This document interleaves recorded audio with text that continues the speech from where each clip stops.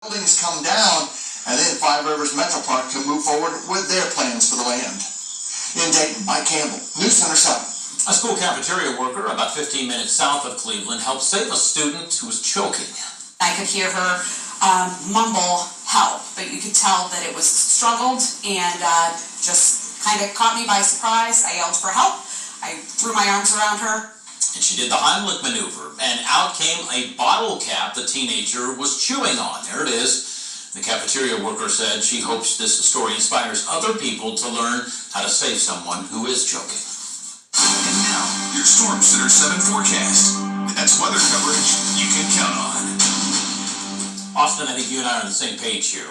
We like these fall-like temperatures. We like the cooler mornings, cool evenings. But I guess Mother Nature's not listening to what we're hoping for, right? It's going away. It's going to get right on again. And I tell you what, myself and Chief Meteorologist McCall Freidags were going over some of the numbers today. I mean, there's some forecast models that suggest we'll be in the lower 90s next week. I mean, one even has a 93. So we know the heat's coming back in some form or fashion as we get into this weekend and then next week. Now, we've really enjoyed the weather we've had lately. Today marked the third day in a row that we stayed below the average high. The average high this time of year is 80 degrees. We only saw high temperatures in the lower 70s, so that was fantastic. But that's going to change. So we'll have a big time warm up over the next several days. Bit by bit, we are going to warm up these temperatures. Eventually, those get back into the upper 80s. I think that's starting to come into more clarity. Upper 80s are looking more likely. We'll have to see if we can squeak out a 90 anywhere. And the whole time that we deal with this warm-up, it's looking like a pretty dry forecast. We just don't have anything major coming our way to shake things up.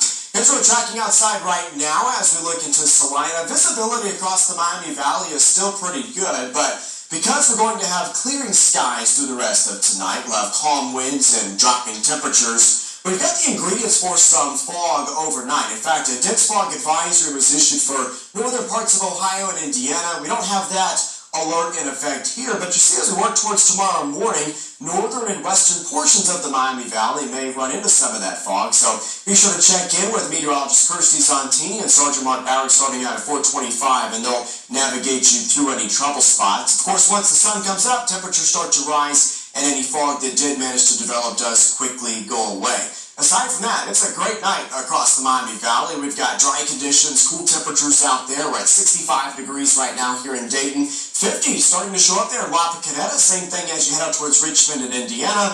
And everybody should be down into the 50s by tomorrow morning. Big picture shows that high pressure is starting to take back control of the forecast. And as we just hang out under high pressure for the next several days, that'll keep us nice and sunny. And it's also going to help the temperature start to climb. So here's how tomorrow shapes up.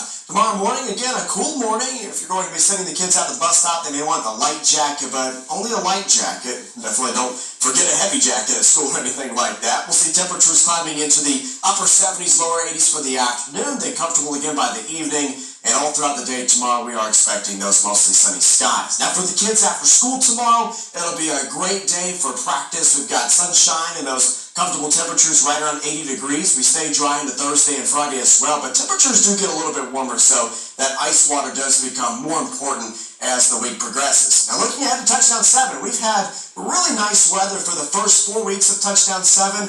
I think that continues into Friday night as well.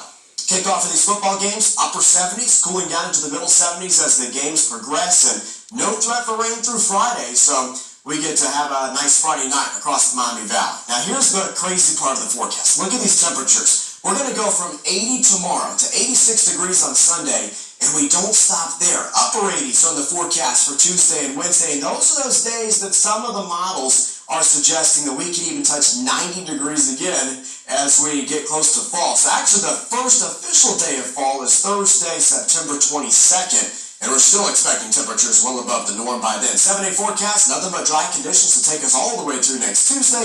Temperatures get a little bit warmer every day this week. All right, so temperatures close to 90. Humidity going to be as bad as what we're used to? No, that's one good thing. Now look at these overnight lows. You see how they only get into the middle 60s? If we saw lows in the 70s, that would be an indicator of some really muggy stuff. All right, well, we can take the We'll take that. Yeah, appreciate it, sir.